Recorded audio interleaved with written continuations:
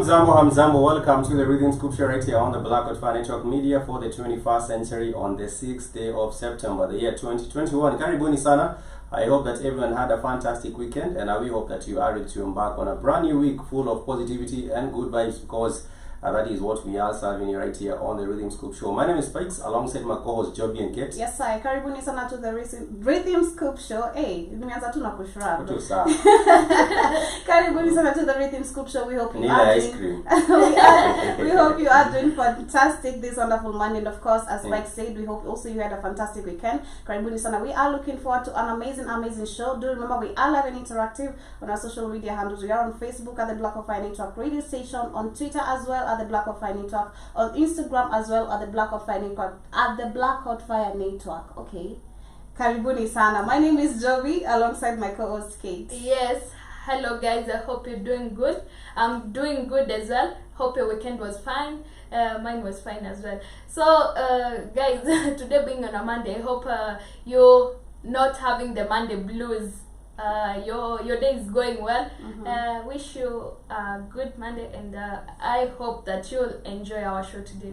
And of course, we have a lot of wonderful vibes lined up for you right here on the Black Fire Network. Remember, we do have a new revamped, website, which is www.blackfirenetwork.com. And once you are on there, make sure you check out the updates on the website. We do have a new social page. You can simply access it by going to www.blackfirenetwork.com/social. And once you are in South Africa, and of course even in the US and also South America, we hope that we are able to play an instrumental role in uniting our people globally. It doesn't matter whether you are in the Caribbean, like the brother Samuel. It doesn't matter whether you are in South Africa, like our brother Shepo Simono. We just want to come together as a black people, and of course be instrumental in terms of uniting us and also creating a collective African consciousness. I want to take us all the way into Guinea, and of course I want to share with us some words of wisdom from the Guinean people.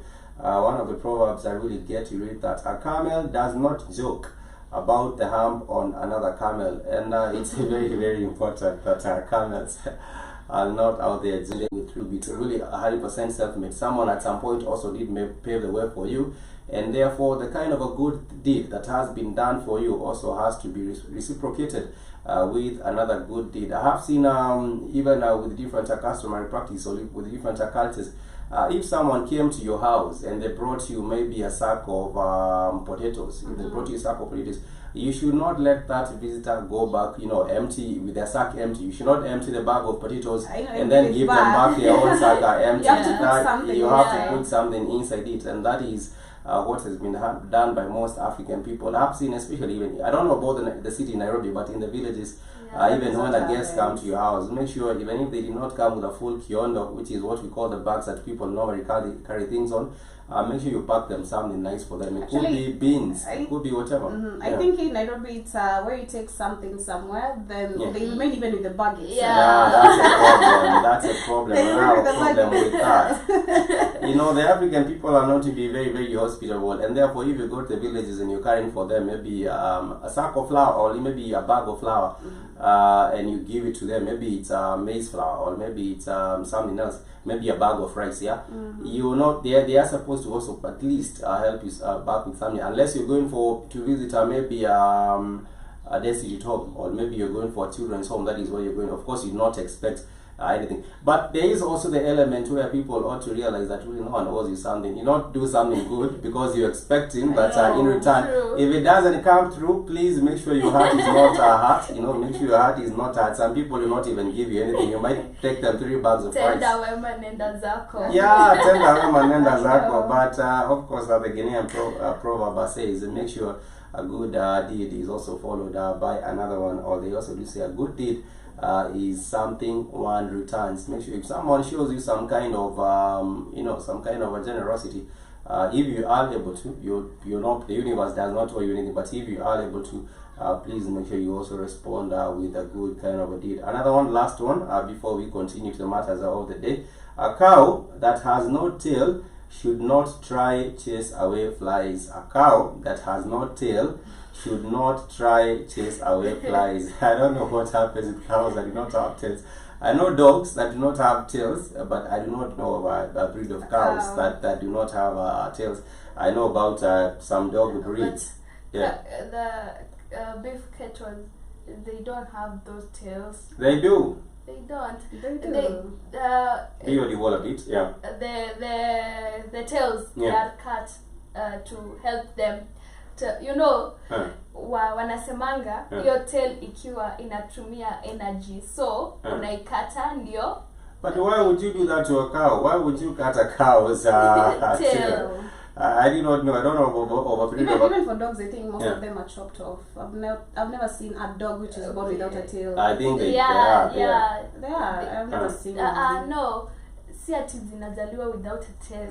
They are born with the tails, but people cut them. Because I think the tail to an animal somehow there's how it navigates the energy, or there's how it helps in the energy. Like you can relate for a dog. I can say for a dog because I love dogs personally, and if you relate to the dog when it's happy, it's always it literally shakes its tail when it's happy. I don't know for cows. I don't know really about cows, but cows, I can maybe they use them to chase away the flies. Maybe that is exactly what they use. But of course, I got a question answered here. Whereas there are some dogs are born with short, stumpy tails. These are the only breeds that can be born without a tail. There is a dog known as the Brittany Spaniel. The Brittany Spaniel doesn't really. Sometimes they can be born without a tail. So I don't know. They say the dogs wag their tail when they're happy. So I don't know how these dogs express. I've not also seen bulldogs with tails. Okay. Bulldogs, I'm not sure. I'm not really a pet person. I don't have the dogs. I've not even had my relatives breed them, so I wouldn't know how much about that. But there is a friend, bulldogs. They do say these dogs go without tails, or so much of a tail. I know they like it that way. While many dogs breeds have traditionally had their tails docked. These 7 breeds are born without a wagger. These include the French bulldog, the Boston Terrier, the Welsh Corgi, and some lesser known beauties as well. So yeah, there are a couple of those. But going back to the original proverb, it didn't have to do with dogs, it had to do with cows. It actually did say that a cow that has no tail should not try to chase away the flies.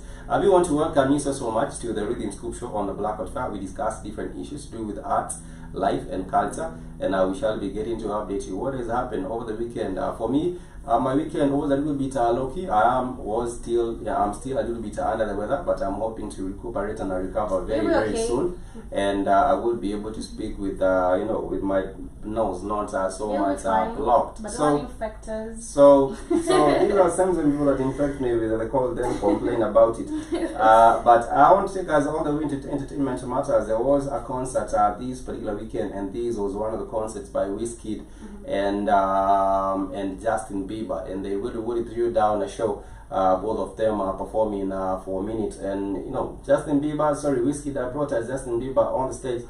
Personally, I'm a big fan of Wizkid, and in any case, he did drop an album last year. Was it last year? This year? Last year. Made in Lagos. Made in Lagos. It actually came out last year.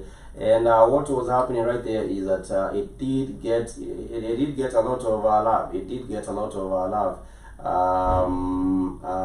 And even people that have that were featured on this particular one also, they also did get to proliferate their careers using Wizkid.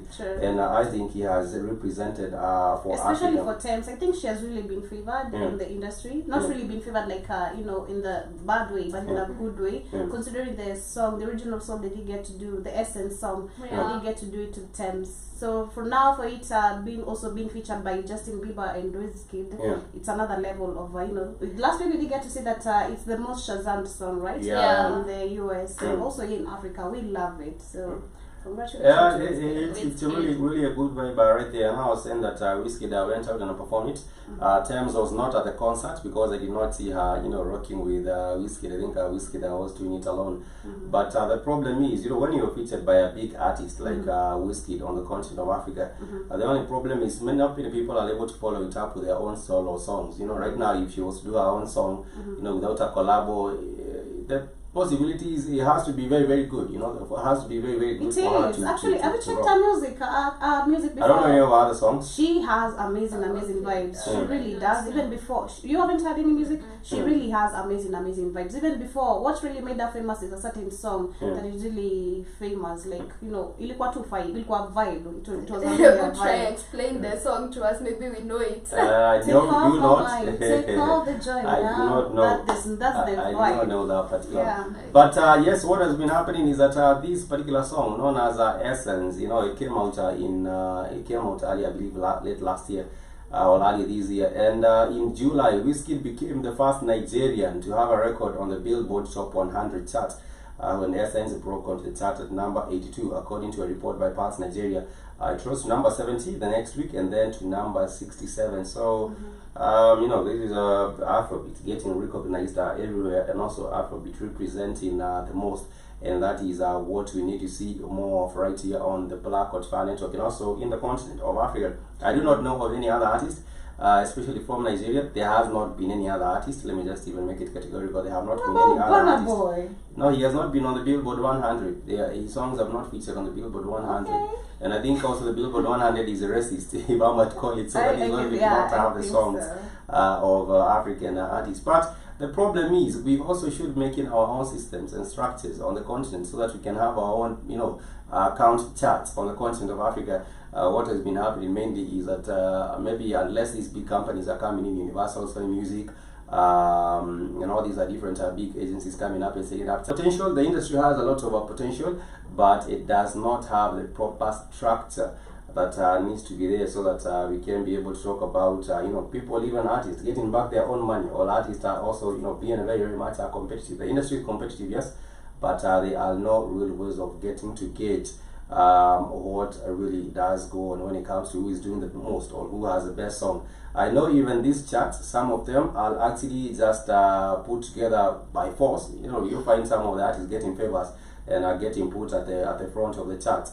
But on social media, very many of them. So you will find someone saying that, for example, you can win a butter shoe with this link. Click on this link and claim your own pair of butter shoes, and then and then they will tell you. Also, there's another link for Shell fuel station. So click on this link and you can claim your fuel for 4,000 shillings.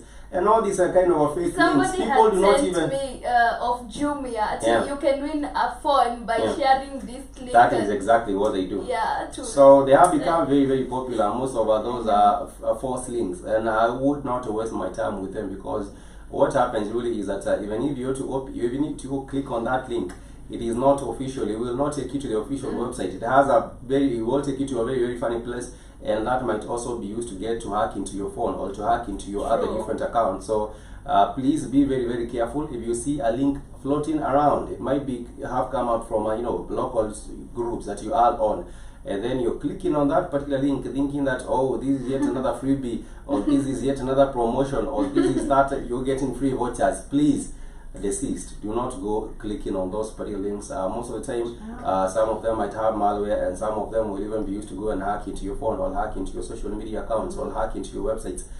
So please just ignore those. If you see people telling you of free things or free vouchers or anything free, most of the time when something is free, you are the product and you are the one being lured into. They never exist. So even when it's trying to lie to you, telling you of what free things they are, please make sure you do not engage with that. This is Everything Scoop Show on the Black Hot Fan Network, media for the 21st century. Remember, you can get to interact with us on our social media platforms. We are on Twitter, Black Hot Fan. You can also find us on Facebook, Black Hot Fan Network Radio Station, and also on Instagram, Black Hot Fan Network. Please let us know what you are looking forward to this particular week. I understand that in the month of September, there is yet another organized rally at the Capitol, and you remember when there was the other one in January, there were many people getting arrested, you know, after what they did, and Trump was also in support of that particular one.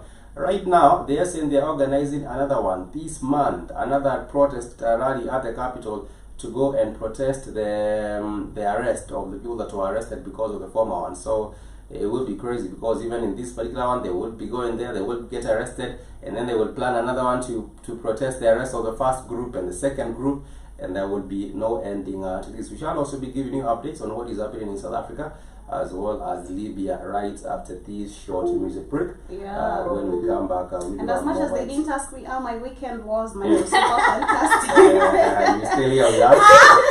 Mine was super fantastic. Mine was super fantastic. I had fun, and of course, this weekend I did go out a little bit and extend. Kujua Nairobi kidogo. You get to see other parts of Nairobi that you've not seen. Ati Joby was the one traveling on my behalf. Yeah, I did travel this weekend on our behalf. It is always out each and every weekend. So this time I did. I presented you. But this is a hustle by the one and only Triple K. We'll be right back. Triple K. Yeah.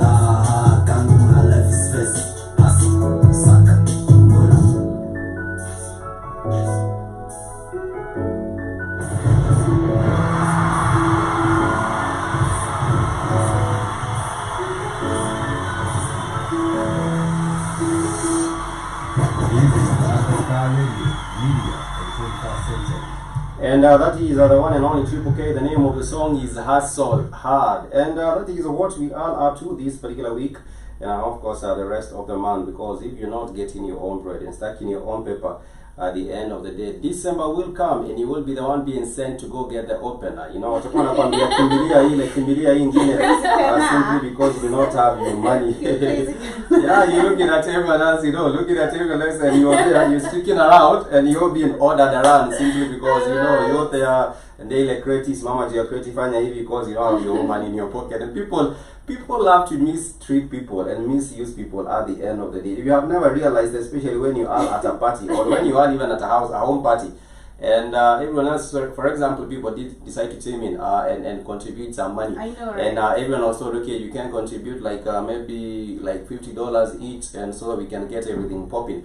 And then there is someone there who has not contributed anything. They're just there looking up at everyone. There is the party crasher, the door crasher. Yeah, so what happens is that the other ones are doing the ushering work, cleaning people's hands. To go to the kitchen and cook. Yes, you're the one to do all that kind of a job.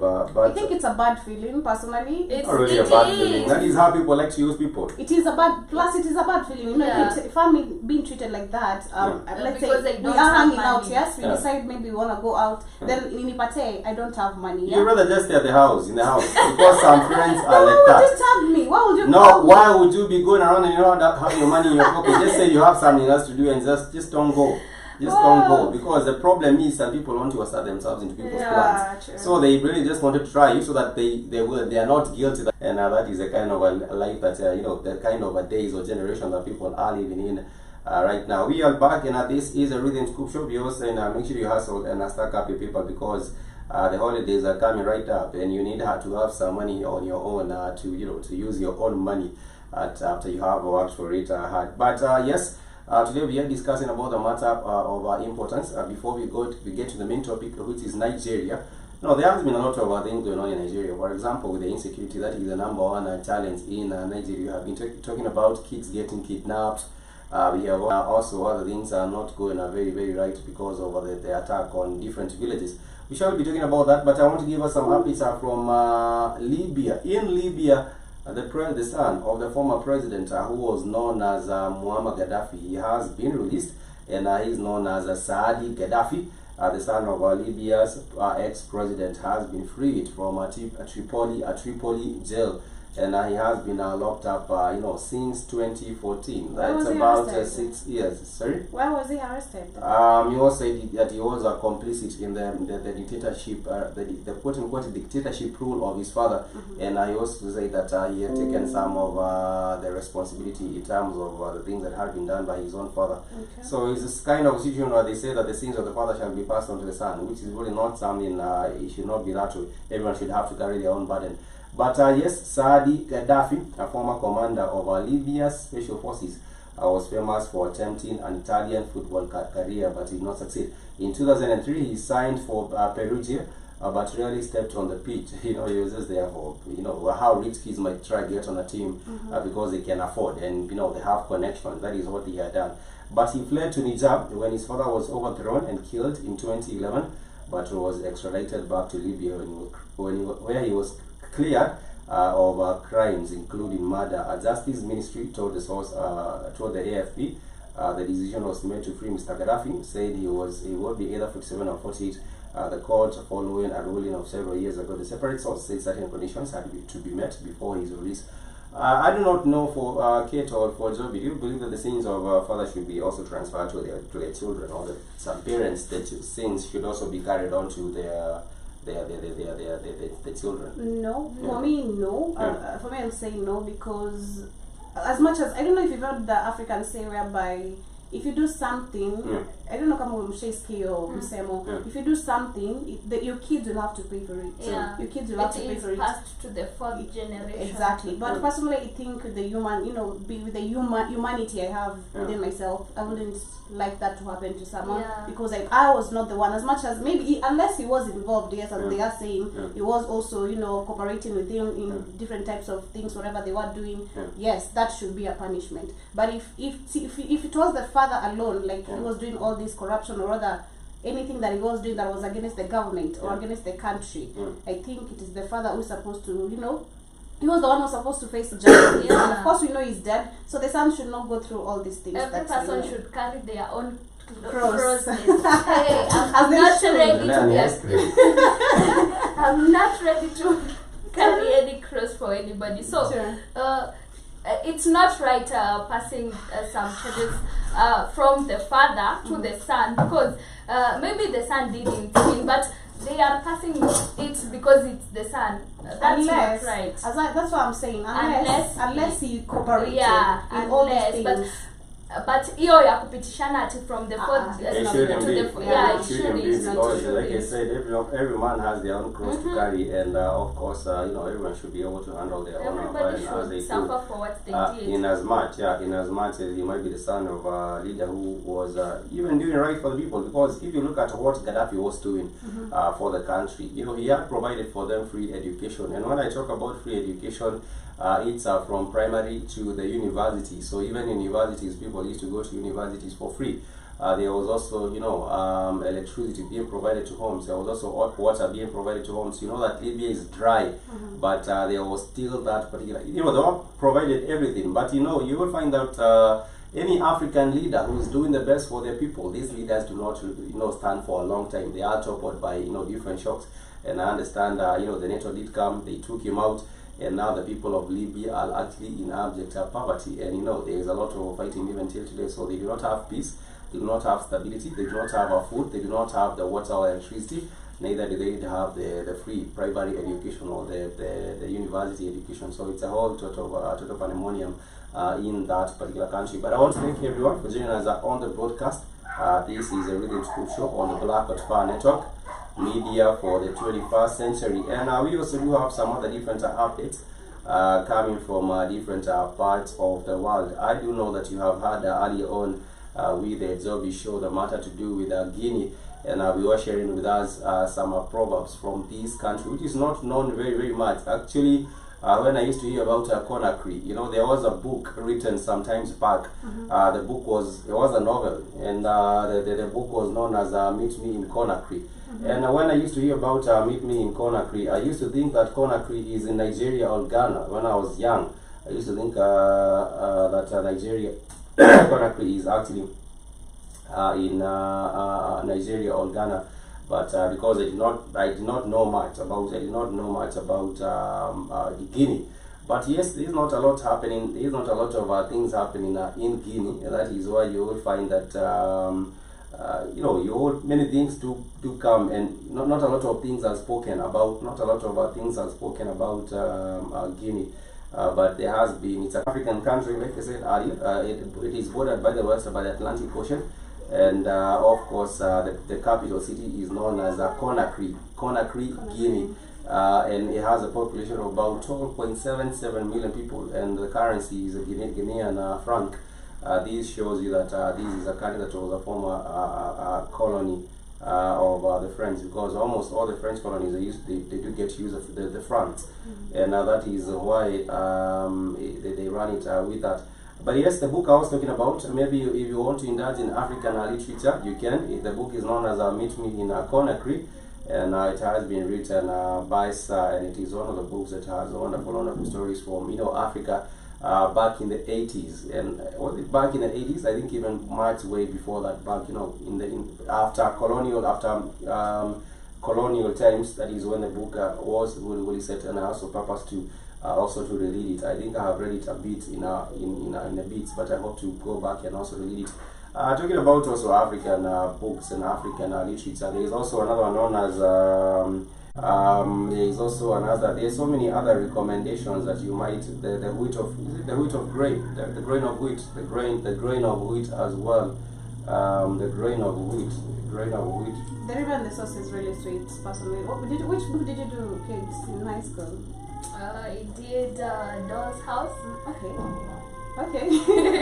That is okay. The Pearl and which other book?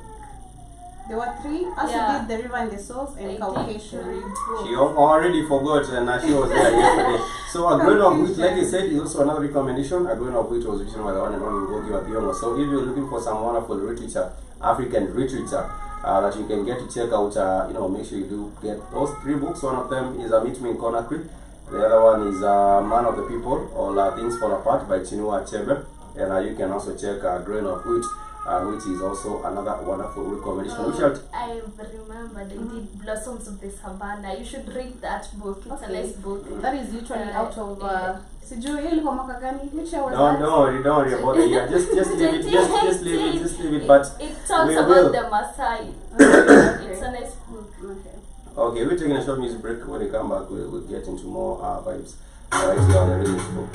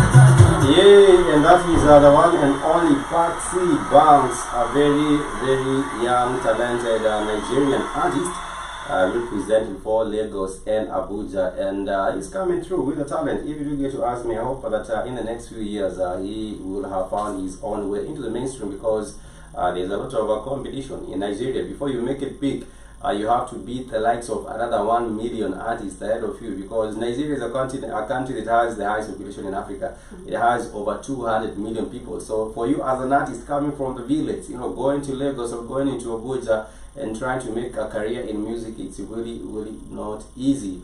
And of course, the challenges such as corruption. You might try to get a radio airplay, and some of these producers or some of these radio hosts, they want something in exchange, which is really, really unfortunate. General Mosquito, thank you so much for joining us on the broadcast. We hope that you are doing well, and that your day is coming along just fine. I know it's actually 2 minutes to 4 p.m. right here in Nairobi. So I would also think it's actually 2 minutes to 2 p.m. right there in London. That is the London gentleman, General Mosquito himself, representing for the Queen's team. No, but anyhow, I'm messing around with General Mosquito. Thank you so much for joining us on the broadcast. I hope that you are doing fantastic. And of course, today we are discussing about the matter of Nigeria. In Nigeria, we have reported many kidnappings since December last year. And even way before that, because when was the Chibok girls kidnapped? Let me just confirm when the Chibok girls were kidnapped. Was it on 4th of December? Because the kidnapping started on 4th of December, a day after my birthday. No. Let me just see, because I think it has been a long time. That was in 2014, so it has been happening now for so long. And on the night of 14th to 15th April 2014, 276 girls, female students, who were the age of 16 to 18, were kidnapped by the Islamic terrorist group Boko Haram. From then, most of them have become mothers, and the problem is they were actually assaulted by these Boko Haram.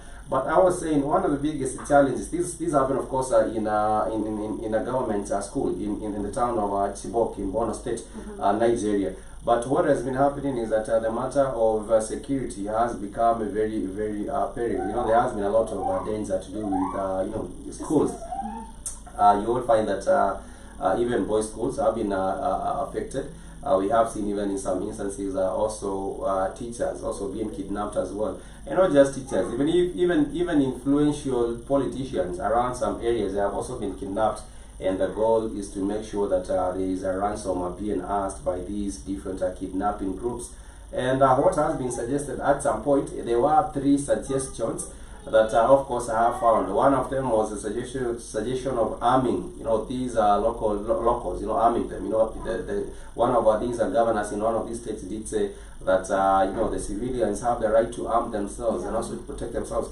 But that also raises an important question: has the government itself failed in its mandate to secure or to protect the people? And I think the answer is very, very straightforward. That is yes, because if at all the government was able to fulfill its mandate or its responsibility to guard these people in the different villages, then there wouldn't be any of these situations.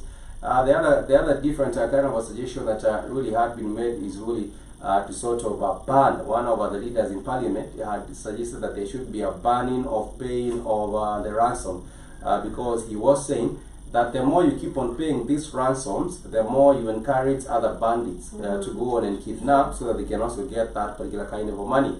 And that also, did not augur very, very well with some of the people, because they were saying we are willing to pay any money for our children, our girls, and our boys to be returned to us. And we have seen the negotiation where one of the people that was sent to go out to pay some ransom was really also abducted. So this problem is like there has no end. In as much as you're trying to look at it from all these different angles, should we pay the ransom? Should we arm our people? There are many different challenges. It seems like it's a never-ending problem. And I've always said that one of the biggest drivers of this problem is poverty. I do not say that poverty should in other countries where there is still poverty, we do not see these kinds of behavior of people getting abducted. But there should be also an emphasis on trying to minimize the levels of poverty in Nigeria. if there was equitable distribution of the oil resources, because Nigeria is one of the largest exporters of oil in Africa, also Angola and Sudan, and also Equatorial Guinea and other different African countries are endowed with oil resources. So if there was equitable distribution of the wealth in Nigeria, that would go a very, very long way in terms of eradicating the poverty and minimizing people getting involved in gangs, because first, one of the biggest things that attract people into these gangs is the prospect of them being told that they will become rich or they will be gotten out of poverty. And if anyone really gives them that kind of a promise, and they see the government not giving opportunities, then they might be drawn into these gangs.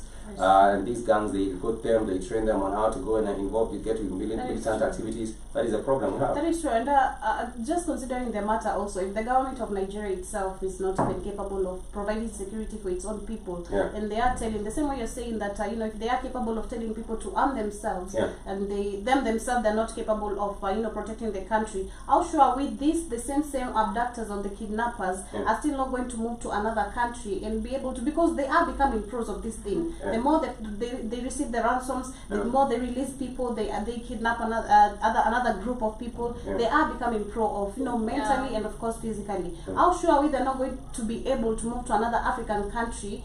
If they can even attack the government itself, how sure are we even our other African countries are also secure?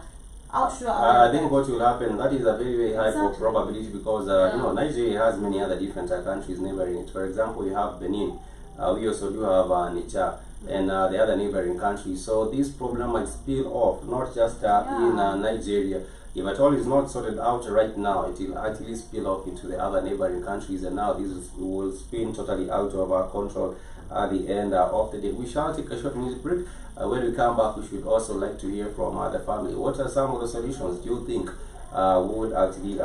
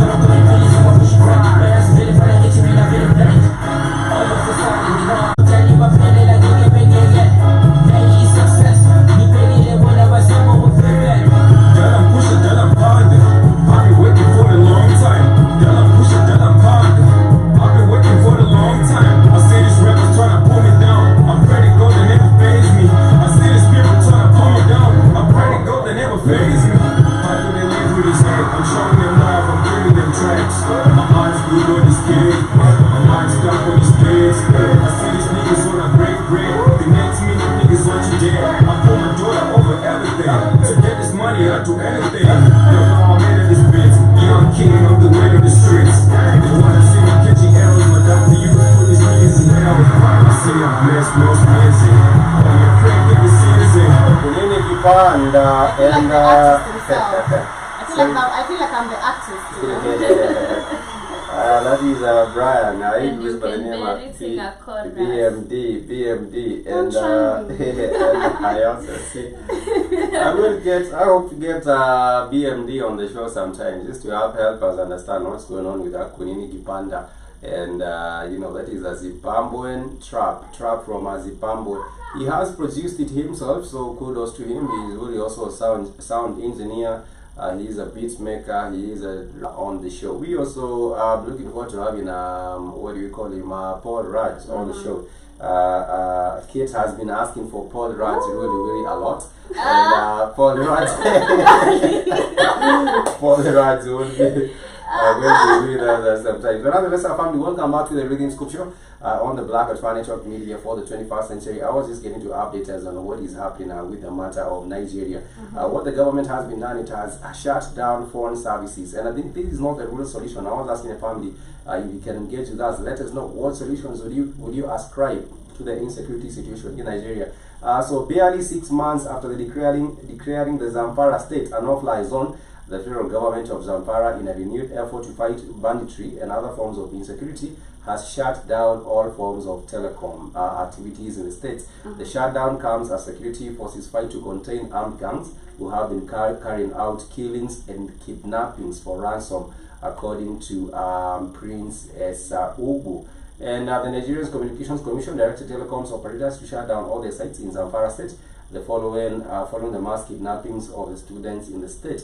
However, some telecom experts have expressed concern that the measure will affect businesses and communication. So these are now going from bad to worse. You know, if you're trying to shut down communications, people cannot really be able to communicate. Exactly. Even the matters of last week, I did get on Friday actually.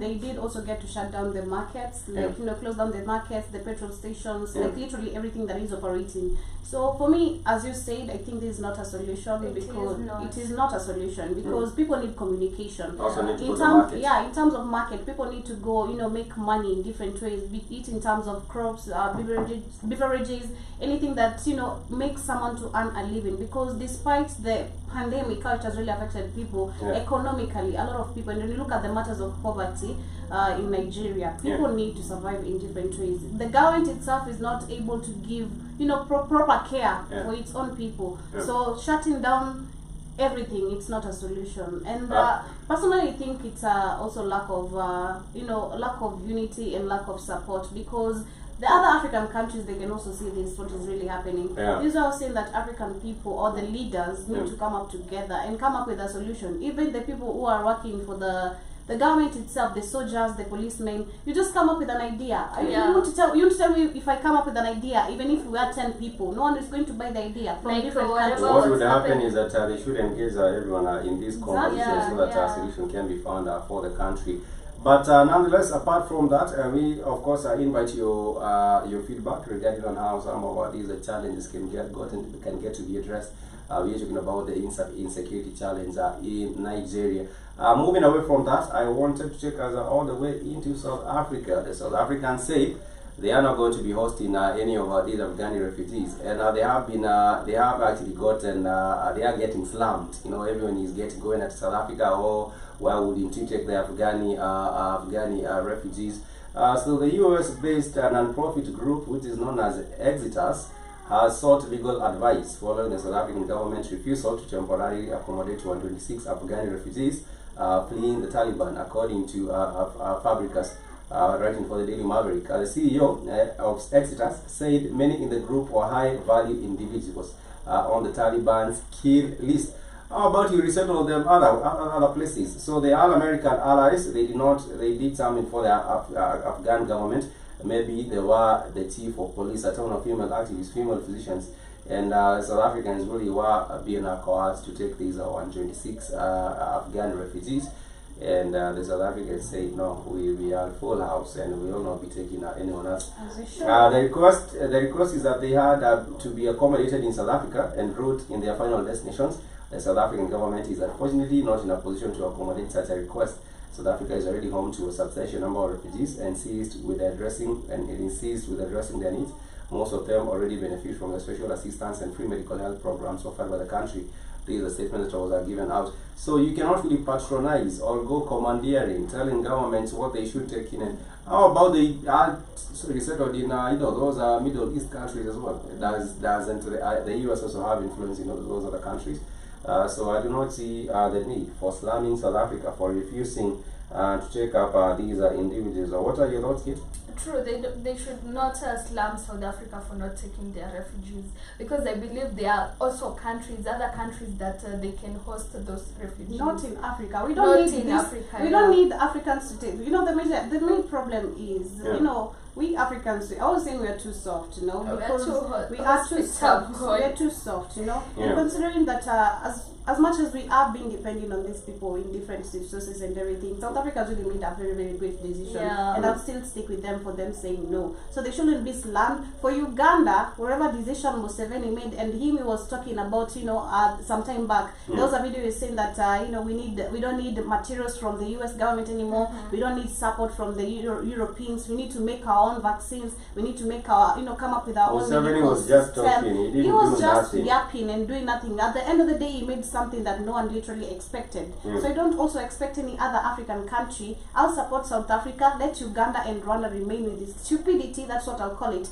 Not any other country trying to tolerate these people. Because the more we're going to accommodate them in, let's say South Africa takes them in, the next request is going to come to Kenya, the next request to Tanzania. For how long? So then what will happen is that there was a whole mess up with the USA. So the USA would blame it for messing up, you know, the whole situation and the handling of Afghani. Because many people were hired, sometimes they also feel for these people it's like they were sort of stupid, because the US did hire some of these guys as interpreters during, you know, to interpret for the army or to interpret for anyone else. And then they were told, you guys, if anything goes wrong, we're going to protect you and you're going to give you a new, we're going to give you citizenship in our own country. But now things have gone all the way south and they have been left on their own, you know, to deal with the Taliban. Exactly. So the Taliban consider them to be betrayers or traitors, and the US consider them not to be so much important, you know, to even deal with. But that is exactly what is happening right there. Remember, this is a Rhythm Scoop Show on the Black Hot Fire Network Media for the 21st century. And like I was saying, there have been some upgrades on our network website. So if you haven't visited the network website, make sure you do so. You can find us on www.blackhotfirenetwork.com. And once you are on there, please create your own profile on the network website. We would love to hear from you. We would love it if you are part of the Black Hot Fire Network. You know, it's always a matter of a building, and we cannot build alone. We need also to build with you, using information, also coming together as black people globally. We were saying the goal of the network is really to get to, you know, connect our people globally. Like I was saying, it doesn't matter whether you are in Nairobi, Kenya, Senegal, Dakar, whether you are in Ethiopia, anywhere you might be. We also do have a family in the different parts of the continent of Africa and in the USA, in Canada, and, you know, in every other part of the world. So we are a big global network, and we hope to keep on growing through your support. For those that have been supporting the Black Hot Fire Network, we truly get to value and appreciate your support. If you have ever donated $5, $10, $15, or $20 towards the work that we are doing right here with the Black Hot Fire Network, your support is not in vain, and we truly get to value and appreciate that. We do have many shows for those who have not checked them out. We do have the African Diary, we do have the Pan-African Bliss Show, we do have the 54 Correspondent Show, we do have the Rhythm Scoop Show, which is what we are on right now, and we also do have the Africa Today Show later on, area time at around 12 p.m. Eastern Time, Monday to Friday. So make sure you engage with us regarding different matters. We are hoping very soon to also have a different guests as experts on different matters. If in case you would like to join us as an expert speaker on any given matter, whether it be a social, economic, political, health, we want to invite you to join us sometime on the Black Hot Fire Network. Your expertise and also your advice would also be very much instrumental. If it's helpful to the black people anywhere, then we would love to have you join us on the broadcast. Nonetheless, I wanted to update us on what is happening with the vaccine situation. I don't know if Kate and Azobi knows that we have seen, for example, in Kenya, there was some more donations of the jab. I understand about 300,000 doses last week. And what is happening is that the African Union right now has announced that Johnson & Johnson COVID-19 vaccine assembled in South Africa will no longer be exported to Europe and will instead be distributed among African countries. I did see this one coming. I told us that South Africa, they set up a factory manufacturing this jab in South Africa, and this was the Johnson & Johnson vaccines that have been assembled in South Africa. And what is happening that night, they have said that they will not export these vaccines to Europe. They will use them right here on the continent of Africa. This is something that I had foreseen coming. And if people are really not careful, then you know what is coming, and I will not get into the details of that.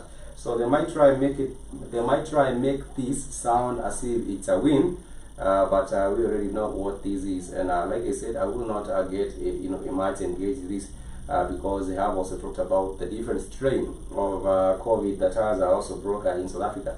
This is the second time they are reporting of a South African strand, and they had said that the scientists did their own research and found that it's more severe. It's very, very more severe because it's even getting to people that have already been jabbed.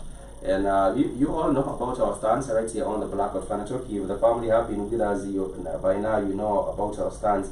And we have been trying to tell people, or get people aboard on what is happening with this whole situation. So I'll not get much into that, but it's very, very important that people realize that these will go into the numbers on the African continent of the people getting that they will increase, and this is because of that factory that has been set up in South Africa. Moving a little bit further from that, I also want to highlight on a matter of Congo and Angola. They have a conflict. There is always conflict when it comes to natural resources on the continent of Africa. There was a conflict between Egypt and Ethiopia because of the water from the River Nile.